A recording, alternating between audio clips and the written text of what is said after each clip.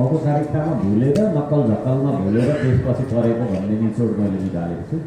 भएको कारणले अनौपचारिक ढङ्गबाट नै काम चाहिँ हुनु पऱ्यो, के को लागि हामी यहाँ आएको भन्ने कुरा बुझ्नु पऱ्यो होइन, तपाईँहरूले बुझ्नु पऱ्यो होला भन्ने उद्देश्यले मैले यहाँ हो यो आसन ग्रहण पनि छैन, केही पनि छैन, डाइरेक्ट आएर बोलेको छु। अब एकछिनमा बाहिर निस्कन्छ फेरि भरे आएर बोल्न सकिन्छ, केही छैन। यो खालको छ हाम्रो अनौठो खालको त्यही हो। हल्कासँगबाट शैली चाहिँ खासमा इन्फर्मल टाइपको मान्छे म है।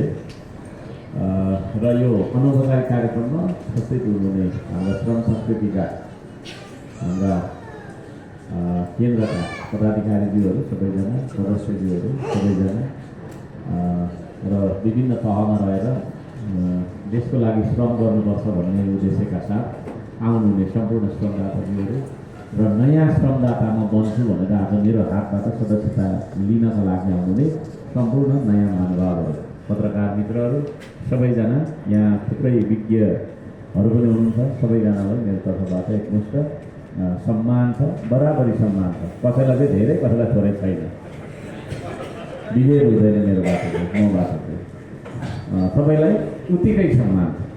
पर सिट नपाएर उभिनेहरूलाई पनि उत्तिकै सम्मान छ है, नरिसाउनु होला। बडो खुसी लाग्छ। त्यतातिर बसौँ, ठिकै छ। खासै लामो बोल्दिनँ म है, खासै लामो बोल्दिनँ, उभिएरै सुन्दा पनि हुन्छ। खुट्टा यसो बस्न अप्ठ्यारो हुनेहरूलाई चाहिँ सिट छोड्नु होला। उभिएरै हो, उभिएरै हो, हामीलाई यो चाहिँदैन है। ल ठिक छ। अब थोरै मैले ध्यान आकर्षण गरेँ है त। हामी यहाँ मलाई लाग्छ देश बनाउने उद्देश्यले त्यो हुटुटीका साथ भेला भएका छौँ, त्यो हुटुटी त्यो उद्देश्यका साथ भेला हुनुपर्छ। म चाहिँ त्यो भयो।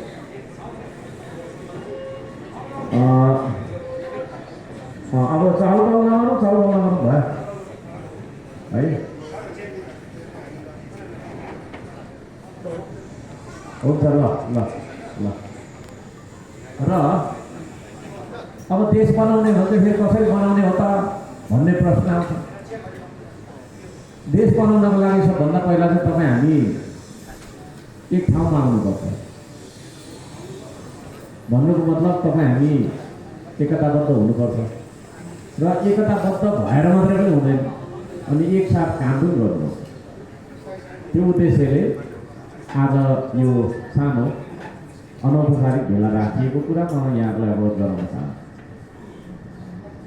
हामी यहाँ नयाँ मान्छेहरू छौँ, थुप्रैजना पुराना मान्छे पनि छौँ।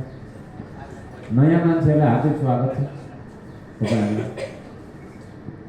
यो हामीले वितरण गर्दै गरेको भनेको कुनै ठुलो यस्तो भन्ने होइन, यो भनेको श्रमदाताको परिचय पत्र हो। श्रमदाता आज तपाईँहरूले सदस्यता जुन लगेर जानुहुन्छ त्यो चाहिँ श्रमदाताको परिचय पत्र हो। तपाईँ अब श्रम गर्नु, श्रमदान गर्नु। अब यो श्रम र श्रमदान भने के हो भन्ने बारेमा थुप्रै तपाईँको छैन के प्रश्नहरू छन्। श्रम भनेको हामीले पेटको लागि गर्छौँ, श्रमदान भनेको चाहिँ देशको लागि गर्छ। श्रम भनेको हाम्रो व्यक्तिगत उन्नति प्रगति, आफ्नो परिवार पाल्नलाई, आफ्नो पेट पाल्नलाई गर्छौँ भने श्रमदान भनेको चाहिँ सार्वजनिक हितको लागि गर्छौँ है। जस्तै बाटो बनाउने काम, पुल बनाउने काम, विभिन्न खालका चाहिँ पर्यावरणदेखि लिएर सरसफाइका कुराहरू, यी कुराहरूमा चाहिँ हामी देशका लागि, सार्वजनिक हितका लागि हाम्रो श्रमलाई जब दान गर्छौँ त्यसपछि त्यो श्रमदान भन्छ। यो कुरामा हामी प्रष्ट हुने गरेको छौँ। श्रम र श्रमदान नगरिकन हाम्रो जीवन पनि चल्दैन, देश